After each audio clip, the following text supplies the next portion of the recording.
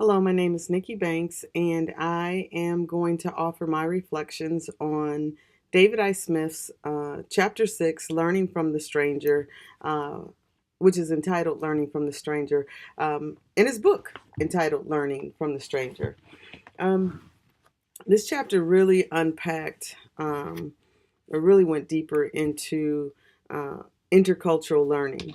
Um, what I really took from it was that intercultural learning is really grounded in Christian discipleship. In a sense, it's not just a tool or skill to help us do this type of work, but it's transformational in that intercultural learning is a catalyst for spiritual growth for those of us that seek to really embrace it.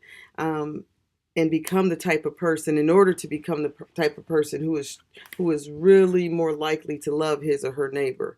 Um, I appreciated his unpacking a deeper understanding of intercultural learning, giving us the understanding that there is work in this that is before, during, and after, meaning that you have to really prepare yourself for intentional intercultural encounters. And so that you're not approaching them from a standpoint of ignorance. So there's some work that has to be done to prepare,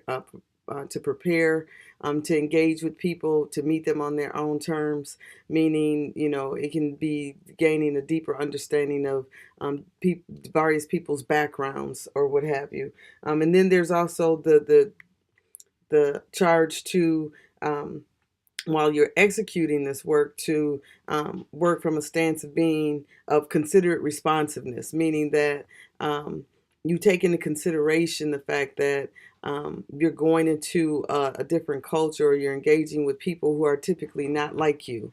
And so you have to be very considerate, very mindful of your interactions, of how you engage with various populations. And then afterwards, understanding that again, there's definitely opportunity for you to grow spiritually, if you're really, really grasping the concept of intercultural learning. One area that really stood out to me was the portion on the useful kinds of ignorance. Stated that intercultural learning requires not only acquiring certain kinds of knowledge, but also cultivating certain kinds of ignorance. And I thought, what does that mean? And what it really boils down to is that as we engage with people, we have to be willing to hear them and see them and meet them on their terms. That it's not about us trying to quickly figure out them, or how to frame them to fit into our world for our understanding.